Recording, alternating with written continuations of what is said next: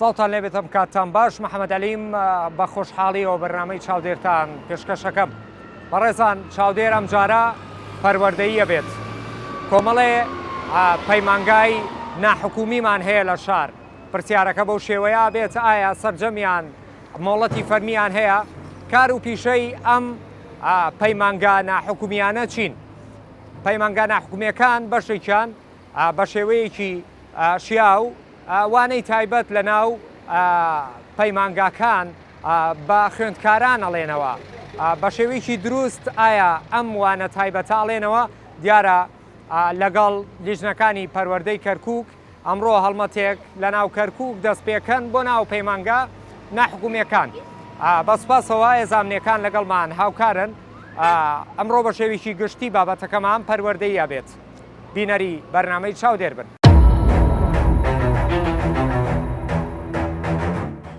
ئەمما حەدا پێشترەوە هاتوون بۆی ئەمە دووەم جارە دێنە سەری ئەمما حەدا ئیجازەی نییە هاتینە سەری لەگەڵ ئەو برادرانەی لژنە یعنی ئەمە جاری دووهەمە تۆ ئەلێرە نووسیمان کە ئەلێرە نووسیمان کە ئەمما حەدە داخری هەمووی سڕیوەتەوە ئیستا بۆ جاری دووەم لێرە نییە دایخێن پێی بەڵام هەر لێرە ئەنووسین کە دای خات و مراجعەی پەروەردەی کەرکووک بکە باش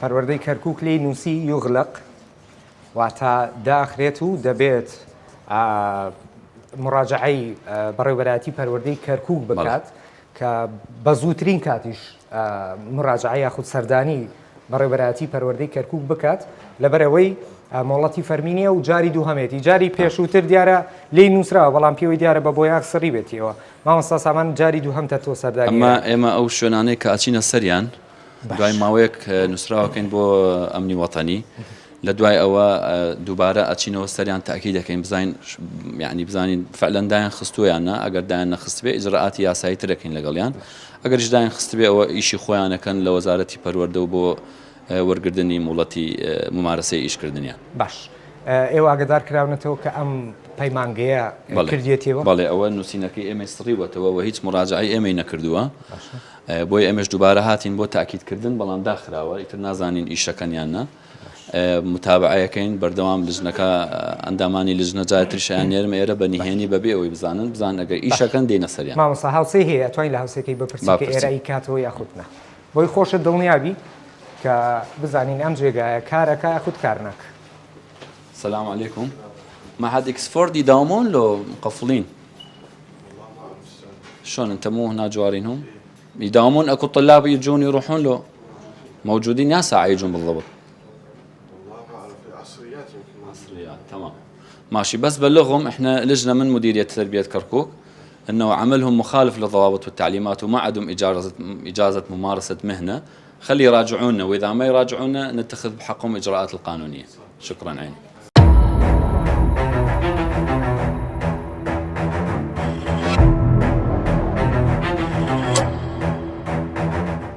بەڕێزان یەک لەو بابەتانەی کە بۆ بە دیاردە و پەروەردەی کەرکووک ئەم بابەتەی لاقبوڵ نییە مامۆستا سامان لە پشتی ئێمەوە لافیتەیەک نووسراوە تەدریس خوسوسی واتە وانەوتنەوەی تایبەت وڵای بەداخەوە وانەوتنەوە بۆتە نازان بڵێم بۆتە چی یعنی ڕێزمێ بۆ هەموو پیشەکان بەڵام پیشەی مامۆستایی پیشەیەکی زۆر پیرۆزە نابێ ئاها سوکایەتی پێ بکرێت ئەمە ماڵە ڕەنگە ئایلەی تابێ ڕەنگە یعنی من نازانم ئەو مناڵانە دێن لێرە بەچی شێوەیەک وانەیان پێڵێن و دەرسیان پێڵێنەوە ئەمە ماڵێسەوە خۆتانەی بینن هەر بۆمانە بچینە ژوورەوەش چکە ئایلەی تایە وایتە با دەرگاکە بکەنەوە بزانین چییە بابەتەکە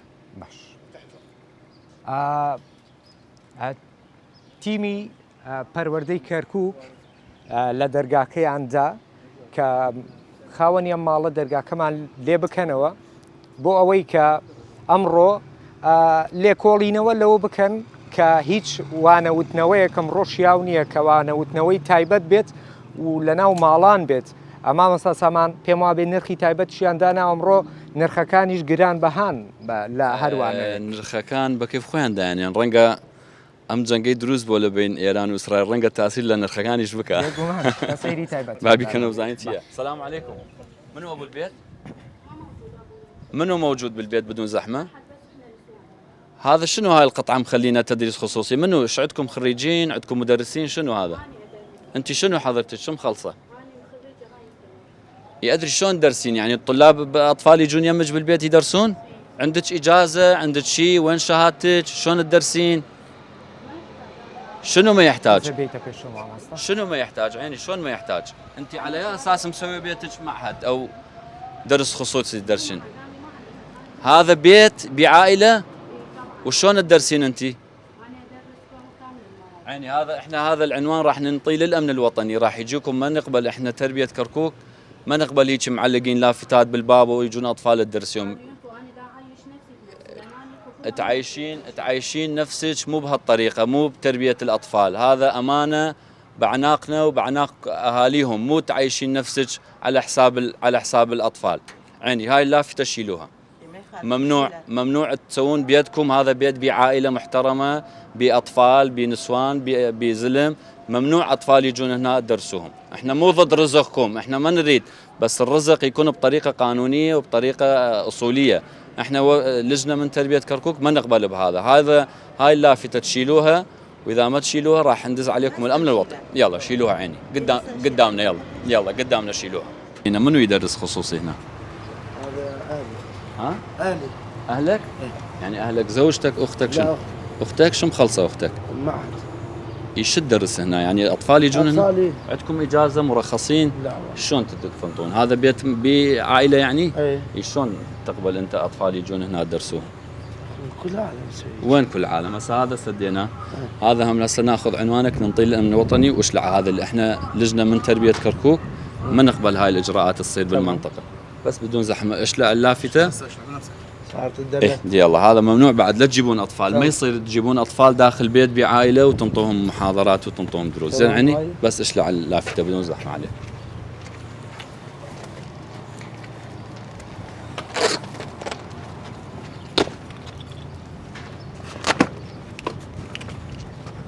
يلا يعني شكرا. جارە بەڕێزان بە هەمان شێوە ئێرەش بە هەمان شێوە لابرات هیچ ماڵێک بۆی نییە سربەخۆ ئەوانەی تایبەت بڵێتەوە. ئاتیمەکەی مامۆستا سامان لە پەروەردەی کەرکووک بە هەمان شێوە ئەم شتیان لا قبول کراو نییە و ڕێنادان هیچ ماڵێک سربەخۆوانەی تایبەت لە ناو ماڵام بڵێنەوە کە ڕێگە پێدراویان پێ نەبێت بە شێوەیەکی فەرمی. پێش ماوەی مامۆستا بە هیچ شێوەیەک هیچ بڕیارێک نییە لە ناو ماڵان هەر ئەمە هیچ بڕیارێکی لەسەر نییە. ئەم ماڵە ماڵی تایە، عائلەی تایە، ژن و مناڵی تایە. من نازانم یعنی بۆمان نییە بچینە ژوورەوە قودسیەتی ماڵەکە بشکێنین، ئەگینایسە بچینە ژوورەوە عائلەی تایە، ڕەنگە عائلە و خوێندن و مناڵی غەریب بێتە ئێرە چۆنە بێت. بەڵێ باش. ئێمە لە بەرنامەی چاودێر شوێنی ترمان بەدەستەوەیە لەگەڵ تیمی پەروەردەی کەرکووک کە بە سوپاسەوە هێزانامنەکان ڕۆڵێکی گرنگیان لەگەڵمان هەیە، ڕۆڵێکی بەرچاویان لەگەڵمان هەیە، لەگەڵیان بەردەوامە بین و بەرنامەی چاودێر درێژەی ئەبێت. بینەر بن.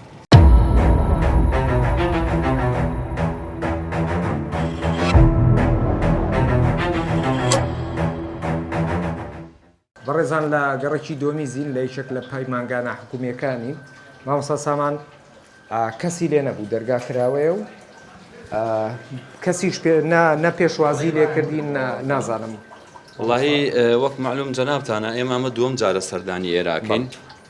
دیارە کە دینە ئێرە لە کامیرەوە ئێمە ئەبینن دەرگای پشتۆیان هەیە یەکسەر ئێرە چۆڵەکەنەوە بۆ شتەکانەوە تا دیارە کارەباکانیان موبەریدەکانیان ئیشەکە ئەمە ژووری ئیدارەکەی وەرن بە چای خۆت بیبینە. باش کامەرەمان هاوکار بێ ئێرە ئیدارەکەیانە ئەو تا لە کامیرەکە ئێمە ئەبینن یەکسەر ئێرە چۆڵەکەن ئەڕۆن. باشە طبعا کامێرەی چاودێریانە. بەڵێ کامیرەی معهەدەکەیە. اینجا ئەم معهەدە موڵەتی نییە، ئەگەر موڵەتی هەبێت چۆڵی ناکا بەجێ نایڵێ بۆیە مخالەفاتی هەیە ئەوەی هەیە بەجێ تیمەکەیان بینی هەڵهاتن بەڵێ بۆ جاری دووەم خۆتەزانی ئەمە بۆ جاری دووەم دێنە ئێرە بەڵام لە دەرگاکە و ئێمە ئەبینن دەرگای پشتەوەیان هەیە ئێرە چۆڵەکەن ئەڕۆ ڕاستە باش کاک محەممەد وتی نێرگە لەو شتی لێ بەڵێ فر مامۆستا سەما مامۆستا ئەو دەرگایم کردەوە کاتمە ژوورۆ بینیم گڵۆپ وشت کرابەوە تەمەشای ئەم ژوورەم کرد تەمان ئەو لایتەن وە بکەرەوە بۆنی نەرگیلەوەمان کارەباکەیان کە کاک بەڵێ مامەسا ئەمە نەرگیلەیە ئەو تازەشە بەڵێ تازە ئێستا ئەگەر بیتە ئێرە کاکە یادە ئەوە تازەیە تازە تا هێشتا گەڵوزەکەی تازەیە ئەوە ئێمەیان بینیەوە بە جان هێشتۆ ڕایان کردو ئەوە نێرگەلەی کادری مەحەدەکەیە مامۆستاکانە بزانە مدیری مەحەدەکەیە ینی نێرگە لە کێشان لە ناو یەکێک لە پەیمانگە ناحکومیەکانی کەرکک بەدی بکرێت کە مۆڵەتی فەرمیشی نەبێت کارەسات ئەوەش حاڵی کارەباکەیانە ئەوش حاڵی کارەباکەیانە هەموو وایرەکانی بە دەرەوەیە ئەمانش هەمووی ها کەڕووی هەڵێناوە بەڕادی ئاوەکەیان کەڕووی هەڵێناوە ڕست سێری ژوورەوەی کە ئەو بەڕادی ئاوەکانم بۆیە پێتەڵێم ئەوش ئینی نەرگەلەکەیانە یانی بەڕاستی ئەمە لێرە بواە ئێستا محاسبەیەکی توندمانە کرد و ئێمە هەر ئێرە داخین بە هەموو جۆرێک ئێستا لافتی لێدەین و دایەخین و بەردەوام بۆ جاری دووەم و سێم و چوارەم و قەت بێزار نابین هەر دێنەوە ئێرە هەتا بە یەکجاری دایەخین و ناوشی یەخینە قایمەیەکەوە بۆ ئەمنی وەتەنی ئەگەر پابندی ئەم داخستنەی ئێستانە بێ ئێمە دێنەوە ئێمە کاک محەممەد ئەمە هەر لەگەڵ خۆت ئەمە دووەم جارە دێن لێرە بەڵام هەردوو جارەکەی ڕاکات دەرگای پشتوانەی ڕاکەن بەڵام هەر دڵنیاتەکەمەوە بۆ بەرنمێتریش هەردێنەوە ئێرە ئەوان بەڕێزانم بەرنمەیە بە یەکڕۆژ تۆمار نکراوە ڕەنگە جلەکان تۆزەی خلافی تیا بێ ئەمە دووەم ڕۆژە لە تۆمارکردنیە بەرنامێ چکەم سوچ و خوشببنی هەموو کۆڵانەکانە گەڕین یاخود زۆر جێگا گەڕین تاک و پەیمانگاکان بدۆزینەوە لە ناو کەرکووکە ئەوە سامان ئێرە و شوێنەیە کەلی هەڵهات ئەمە لێرەوە هەڵاتون ئەچنە لێرەوە و ئەچنەوە شوێنێتر نازانام ئێرە بۆ کۆڕ باشە لەسەرەوە گومانەکری لەسەر خۆیان حشاردابێ مامۆستا وڵای هێز ئەمنیەکانمان ناردەسەرەوە نازانام کەسیان نەدۆزیەوە لێرە ئەمە دیارە شوێنی مەقدینە باش هەمووی کەڕووی هەڵێناوە شتەکانیان کارەباکەی خراپە ئەو تا بە هەمان شێوە هەمووی کەڕوو لیداوە سێریک ئەبینی وڵی نازانام کەڕوو لێداوە هەمووی کەڕەکی فێناوە ئەما گەر هەر مرۆڤێک ئەمە بخوا کورامە نەک مرۆڤ ئاژەڵیش دوو لە ڕوتان ئاژەڵیش بیخوان ئەمرێت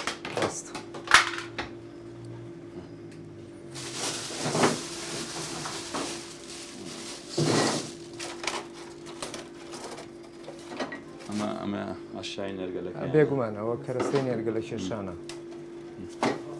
ئیتر ئەمە حاڵەکەیەتی بۆیە ڕاکە لێرە بۆیە لێرە بەجێ دێڵە ئاهری خۆیانە لێوە ڕۆن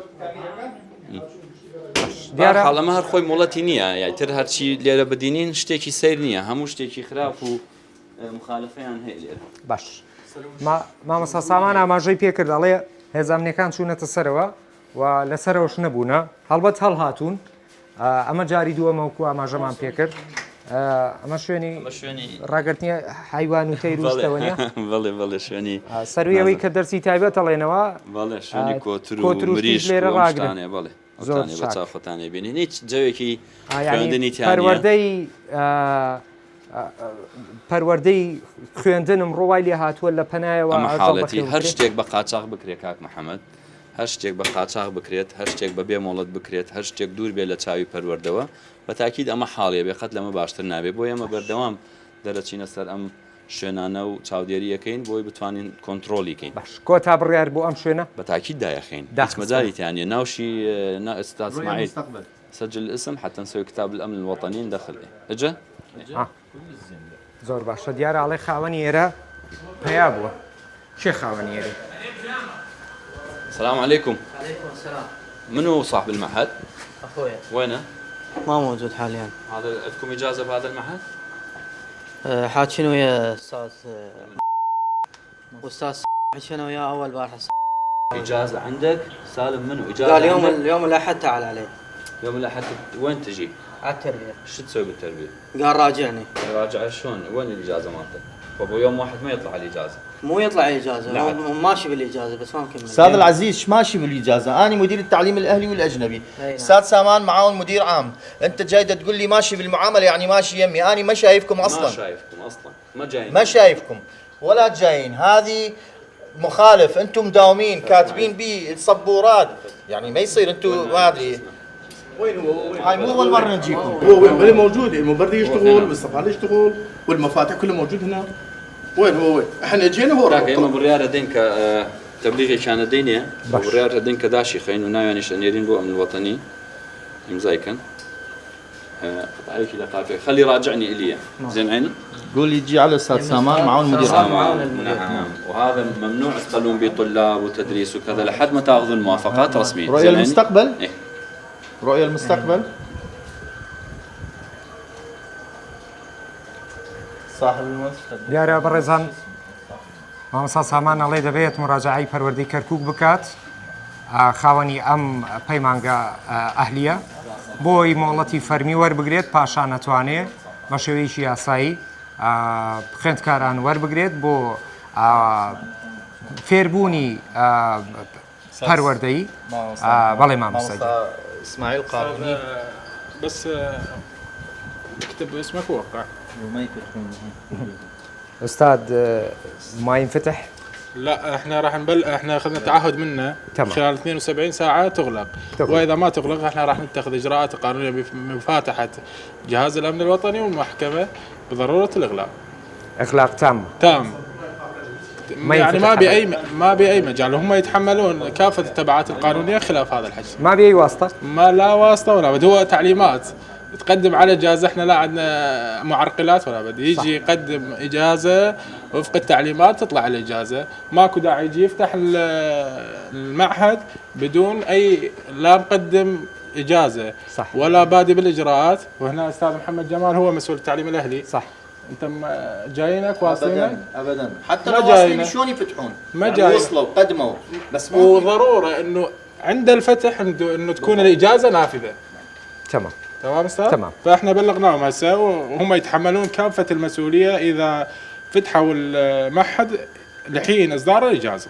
تمام ڕێزان کۆتا بڕیار بۆ ئەم شوێنە لەلایەن لیژنەی پەروەردەی کەرکووک داخستنی ئەم جێگایە بە سەرپەرشتی مامۆستا سامان بەشی قانونیمان لەگەڵایە ئەڵێت بە هیچ جۆرێک شیاونی ئێرە بکرێتەوە جارێکی کرد دەبێتی لا بە شێوەیەکی فەرمی مۆڵەت وەربگرێت مۆڵەت وەرگرتنیش دەبێت بە شێوەیەکی یاسایی بێ بۆیە کۆتا بڕیار بۆ ئەم جێگایە داخستنە و ئێمە لەم بەرنمەیە لەگەڵ تیمی پەروەردەی کەرکووک لە بەرنامەی چاودێر لەگەڵتان بەردەوام بین چەندین جێگای تریشمان بەدەستەوە ببینەر بن.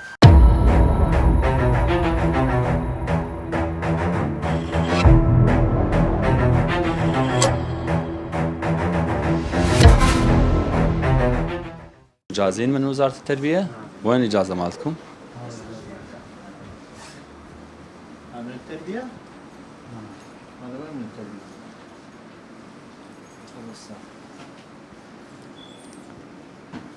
استاذ اسماعيل والله هاي مو من التربية عيني. هذه الإجازة مو من وزارة التربية. من المنظمة. يا منظمة. أنتم منظمة لو معهد تقوية دروس خصوصية؟ معهد تابع للمنظمة هذه. يا منظمة هذه. أستاذ عندك إجازة من وزارة التربية على تدريس خصوصي لو ما عندك؟ والله على المنظمة هذه. أستاذ دا أسألك. أي. مجاز من قبل وزارة التربية لو مو مجاز ما عليه منظمة، أنت منظمة لو معهد تدريب خصوصي تدريس؟ المعهد احنا تابعين للمنظمة. منظمة شنو أستاذ؟ أنت تمارس مهنة التعليم، التربية والتعليم. نعم. غير تروح على المؤسسة المعنية بهذا وين؟ رحنا على التربية. اجى المسؤول على المعاهد. إيه؟ هذا المسؤول عن من المعهد. المسؤول عن المعارض؟ استاذ محمد. هذا اي محمد. استاذ محمد اني استاذ محمد. جيت وقلت وين جاي؟ جاي ما نعطيكم اجازه من وزاره التربيه؟ لا بس قلت اوكي هالاجازة ما بيها مشكلة. يا هي ما في مشكله، هذا من المنظمه، احنا نقول وزاره التربيه، عندك اجازه من وزاره التربيه؟ المنظمة احنا هذا شهادة تسجيل مال منظمة تابعة رئاسة الوزراء وتابعين المنظمة. نفسه نفسه يعني استاذ انت منطيك شهاده تاسيس منظمه وليس معهد التدريس الخصوصي. هذا الكتاب استاذ المنظمات المجتمع المدني إيه. عملها تختلف عن عمل صح، مديريه بس التربيه. عندهم تعليم. يعني هسه حاليا انت بدك تقوم بتدريس خصوصي بشكل مجاني لو تاخذ من عندهم اجور. ناخذ منهم اجور. اي خلاص لازم تراجع مديريه التربيه وتتخذ الاجراءات القانونيه وتطلب اجازه وكذا، هاي اجراءات مطوله بها. انت هاي الكاميرات مالتك هاي الصفوف مليانه طلاب وطالبات ودروس وتاخذ من عندهم اجور، واكو معهد مقابلك منطي مجاز ومنطي ضريبه ومنطي رسوم ومنطي كذا، انت وياه تتنافسون على نفس الموضوع؟ يصير؟ والله يعني استاذ يصير؟ اسالك يصير تمارس مهنه بدون رخصه؟ لا خلني ما اخذ رخصه. منين ماخذ رخصه؟ هذا استاذ هاي مو الجهه المعنيه اللي تاخذ منها رخصه، احنا الجهه المعنيه، احنا مديريه التربيه الجهه المعنيه بالتربيه والتعليم في محافظه كركوك، تاخذ من عندنا رخصه. مو من منظمه يعني استاذ المنظمه استاذ منظمه عملها تختلف عن انت. المنظمات المجتمع المدني منظمات انسانيه، صحيح. مساعدات، اغاثات، صحيح. انت دا تمارس تعليم. بس هاي المؤسسه عندهم جانب تعليمي. زين عندهم جانب تعليمي مقابل اجور؟ بالاجور يعدون. وين اكو شيء؟ ما هي مو منظمه هذه. يعني طلع ورقه تبليغ، يلا هذا المعهد ينسد خلال 72 ساعه ودخل اسمه على قائمه الامن الوطني. يلا معهد ما اعرف شو اسمه، لندن. بس احنا جينا استاذ محمد، مو جيناك جيت هذه ما تمشي. ما يخالف، بس انت مو جيت اللي هنا وشفت؟ جيت هنا ايش قلت لك؟ قلت لك هذه منظمه، هذه ما عليه بالمنظمه، هذه عليه بالمنظمه. ما يخالف، قلت هذا تمام. قلت منظمه تمام بس مو مال تدريس خصوصي. انت مخلي صوره استاذ اياد تدريسي، يعني هذا الشخص اللي يسوي مخالفات وهاي صح لو لا؟ يلا وقع. هاي استاذ ما انا قلت له إيرا بهمان شوا إيرا شهادة منظمة هي تدريس انت قلت شهادة منظمة بوكاري خير خوازي باشا بابي برامبر وانا من دالكان عليتوا يا مانغاني عندي إيرا مانغانا وتخويلي مانغاني اللي أي شون شهادة خير خوازي دانا نازم أم شهادة إيش نازم أما راس نية. عيني أستاذ العزيز، هاي منظمة تابع رئاسة الوزراء ومعطينا موافقة. استاذ احنا ممثلين عن وزارة التربية. تحاسب أنا ما استاذ أنا ما منتمي لهاي الجهة حتى أحاسب. أنا دا أحاسبك على مهنة التعليم، التربية والتعليم. ما يخالف، بس أنا هاي المؤسسة عندها قانون يسمح لها تقديم خدمات بدون أجور. أنت دا تاخذ أجور. بس يسمحوا لهم. لا أستاذ دا تاخذ أجور، أنت من تاخذ أجور راح يصير لازم تطلع إجازة حتى تدفع رسوم وضرائب. أنت أكو عندك معلمين ومدرسين هسه حاليا دا تنطيهم أجور صح؟ طبعا. هاي البناية دا تنطي بها أجور صح؟ طبعا. أنت مقابلها أنت مو دا تمارس عمل خيري. أنت من إذا خيري هذا يختلف. لا هو لازم ناخذ أجور لأن رواتب. من تاخذ أجور لازم تطلع إجازة حتى تدفع ضرائب ورسومات. تمام؟ ما مصا كواتا أو يلا. بابي برامبر نية كاركي. نا كاري خير خوازي. لا خلكوا كل طالب ايش قد تاخذ منه استاذ؟ والله حسب المنهج حسب المواد.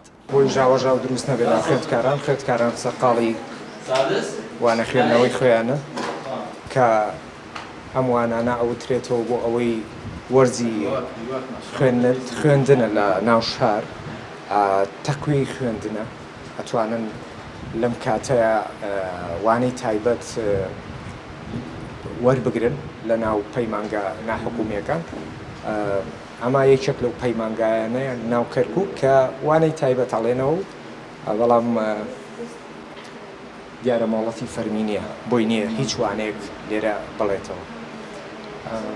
ئەمەیە پرسیار لە مامۆستا بکە مامۆستا هەفوم کە تەلەبەکان پۆلی چەندن کە وانەی مانە پۆلی شەشی سەرەتایین باشە لەگەڵ یەک تەلەبەیان قسەم کرد کە بڕێک پارەیان لێوەرەگرن بۆ ئەم خوێندنە خوێندنی تایبەت بەڵێ بەڵام با نەترسن. ئێمە بارحاڵ وەکو لجنة أستاذ إسماعيل إحنا قرار اللجنة راح يكون غلق هذا المعهد لحين مراجعة مديرية التربية والبدء بإجراءات منح الإجازة. احنا بلغنا هسه صاحب المعهد انه يراجع مديريه تربيه كركوك شعبه التعليم الاهلي، يبدا باجراءات فتح منح الاجازه. إذا كمل خيرا على خير يجي يمارس مهنته وعلى أحسن وجه. أما إذا ما يريد يمشي بالإجراءات احنا خلال 72 ساعة فاتح الجهاز الأمن الوطني ويغلقون المعهد.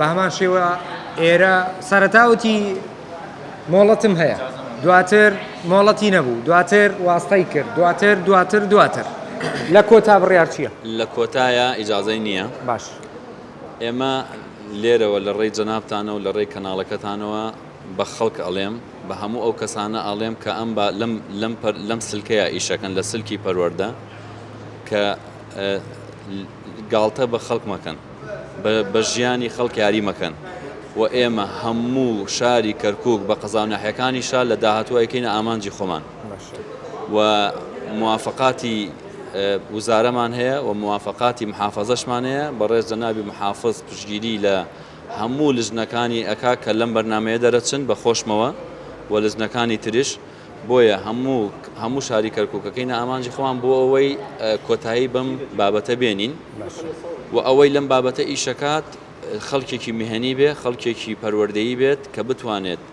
پەروەردەی مناڵەکانمان بکە بە شێوەیەکی باش و تەندروست بۆی لە داهاتووە بتوانین داهاتوویکی باشیان بۆ زامنکەین و ئیلا بە پێی بڕیاری ئەم لژنەیە بێت هەر کەسێک هەر مەعهەدێک هەر دەستگایەک هەر قوتابخانەیەک کە هەر باخچەیەک کە مۆڵەتی نەبوو دایخی کۆتا بڕیار بۆی ڕێژ داخستنە بە تاکید ئێستا دایخین لە پێش چاوی خۆتان و خلالی 72 ساعات 3 ڕۆژ ئەبێ ئێرە داخات و دوای ئەوەش ئێمە لستی خۆمان هەیە ئینێرین بۆ ئەمن وەتەنی و هەموو ئیجراعاتی یاسایی لەگەڵی ئەکەین بۆ ئەوەی بتوانین شوێنەکە داخین وەکو چۆن پێشتر شوێنە خراپەکان ترمان داخست ڕێزانێمە هەر لەگەڵ لژنەی پەروەردەی کەرکووک بەردەوامە بین و شوێنی تریشمانە بێت و ئێستا قوتعی داخستن لۆگۆی داخستن ئەدرێت لەم پەیمانگەیە نامێ ناوەکەی ئاشکرا بکەم بەڵام کارتیشیان هەیە ئەمە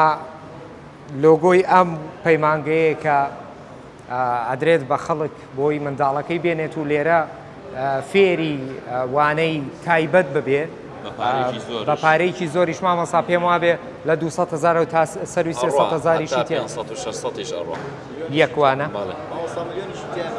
ملیۆنیشی تێ شوێنەکەش بە چاو خۆت ئەیبێنی شوێنێکی زۆر بەسیتە نیزامی تەهویئەی هیچ باش نییە کارەواکەی و تایبینی نازانم لە 50 گڵۆپایە گڵۆپێکی ئیشەکە پارەیە زۆر لە خەڵک وەرەگرن و هیچ خزمەتێکیش پێشکەش بە مناڵانە ناکات حتما ئەرەوەڵە زۆر باش ئێمە لەگەڵتان بەردەوامە بین بینەر بن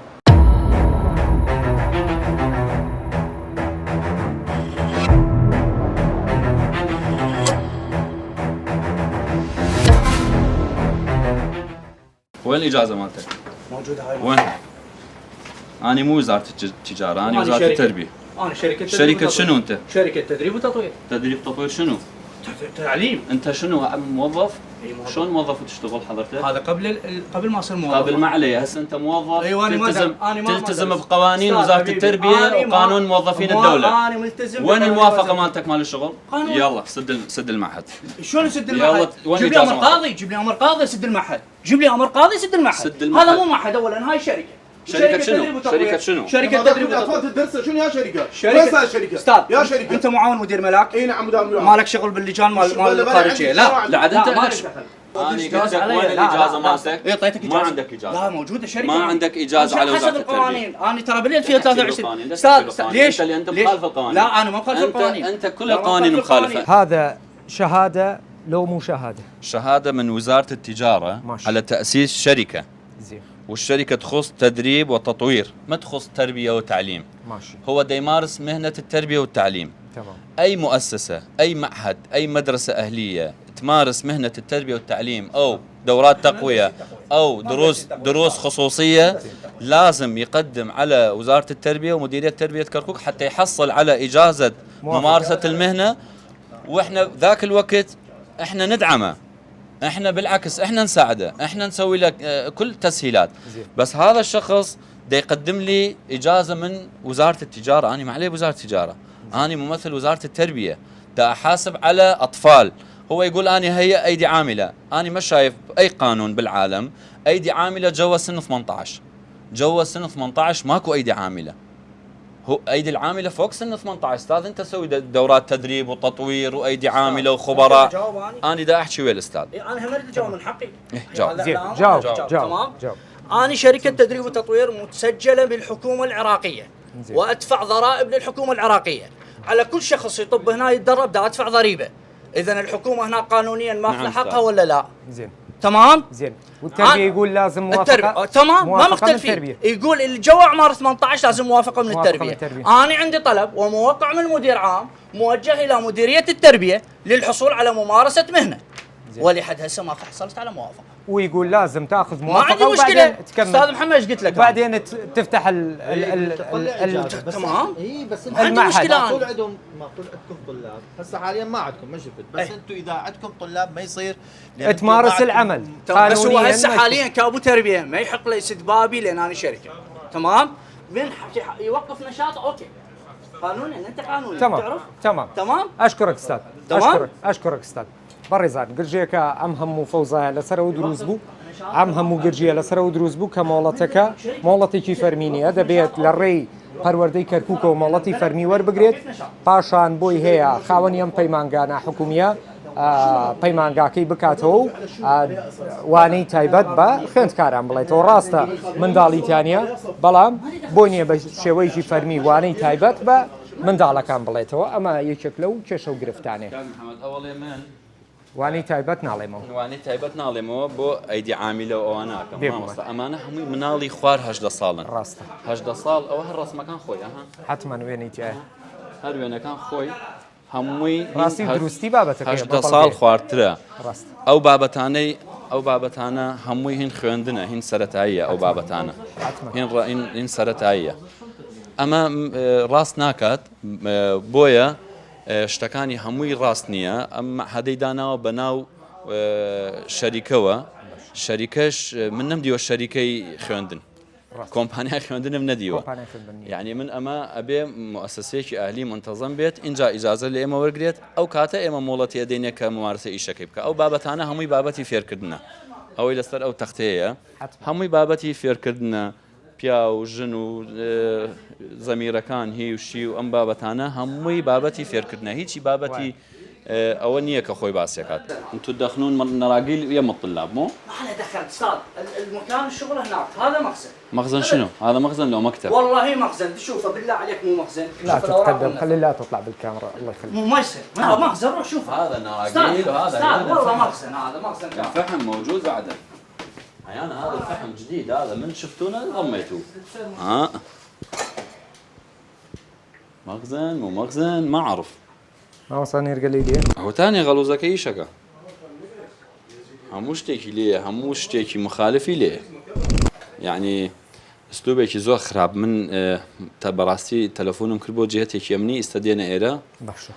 والتسجيل صوتي من هي لسري ورجي يكشم من شكاتي ليكم وكو شخص ووكو پروردەی شکاتی لێکەم لە بنکەی پۆلیس و لە محکەمە وێڕەوەی کە بەو شێوەیە مامەڵی کردووە نێرگەلەش لە ناو پەیمانگای ئەهلی کە سلکی پەروەردە دەبێ شوێنێکی مقدس بێ بەجددی هینی نەما مامۆستا ئەوەی کە مۆڵەتی نەبێ و لەژێر چاودێری ئێمەیە نەبێت حتمما هەر ئەم بابەتانەی تیا ئەدۆزیتەوە و بەداخەوە ئەم شارە پڕ بووە لەم بابەتانە حتمما وإنشاء الله هەوڵ دەین کۆنترۆل بکرێ بە پێی توانە هەوڵ دەین کۆنترۆلی بکەین نێرگەلەکەشان ئیشەکە حازرە خوا پەناماندا شتی خراپتر نەبینین هەوڵەکانی مامۆستا سامان و ئەم لیژنەیە بۆ خزمەتکردنی شارەکەیە بەخوا بۆ شکاندنەوەی کەس نییە بەخوا بۆ تەشهیر نییە بەخوا بۆ کارەسات نییە بەخوا بۆ خزمەتی شارەکەیە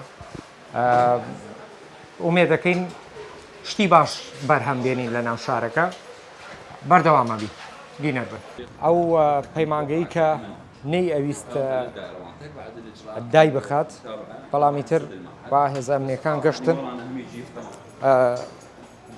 بە سوپاسەوە هێزانامنیەکان گەشتن و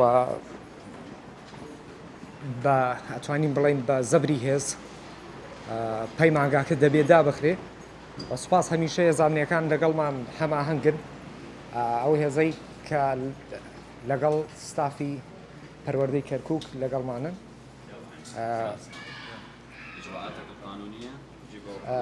ئەمنی وەتەنی کەرکووکن دەبێت لێرە بەڵگەنامە پڕ بکاتەوە كاتب التاريخ خلي وقع بەشی قانونی يلا سد المعهد. هاي بوسه لا لا لا لا او دسي كربه ما المعهد ينسد كهيزة هسه راح ينسد تمام. سد هاي بس يلا عيني. هذا الاسم المعهد يمكم، موقع المعهد يمكم. خاف لان هذا ثالث مره بدنا نجي، احنا نروح ويجي يشلع اللزقه ويفتح القسم وعنده ينطي محاضرات للتلاميذ بدون موافقه وزاره التربيه ولا عنده اجازه مرخصه من وزاره التربيه. فاحنا عندنا تنسيق ويا وزاره التربيه ويا الامن الوطني ولجنه من مشكله من مديريه تربيه كركوك انه اي معهد او اي مؤسسه اهليه ما عنده اجازه او غير مرخصه من وزاره التربيه نجي عليها ونغلقها بالتنسيق ويا حضراتكم كجهه امنيه. نعم. سد شو اسمه ونعطي نسخه من التبليغ استاذ اسماعيل للامن الوطني حتى يوقعون عليه. مكتب القائد. نعم.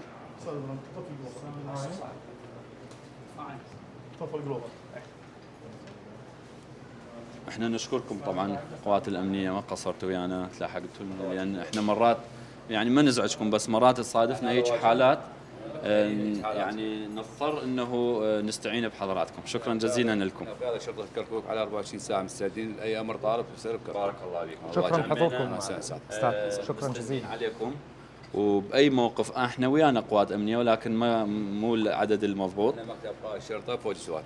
شكرا جزيلا لكم. انا مدار 24 ساعه هنا على هبه الاستعداد. شكرا جزيلا. شكرا جزيلا لكم. شكرا.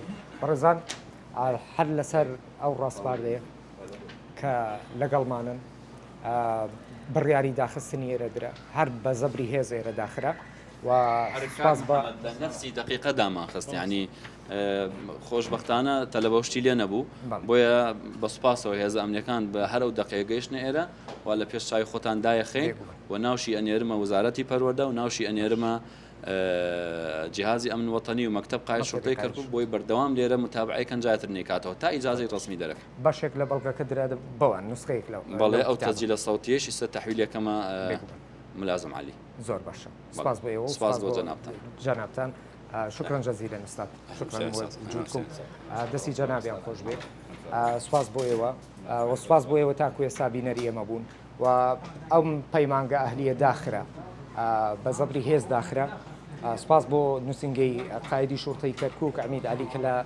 لەم پرۆگرامە لەگەڵ ئێمە هاوکار بوون ئەتوان بڵێن بە پەیوەندیە گەشتە شوێنەکە و خۆی و هێزەکەی لەگەڵمان هاوکار بوون دیار بوو سەرەتا گرژەیەکی زۆر دروست بوو و لێرەیە ئامانجەوە بوو کە گرژێکە ئاڵۆستر نەبێ بەڵام لە کۆتا ئێرە داخرا سپاس بۆ مامۆستا سامان و تیمەکەی من هاتمە کۆتایی بەرنامەی چاودێر تا هەفتەی داهاتوو پێتان ئاشنا بمەوە لا خۆشی و شادیابن خواتان لەگەڵ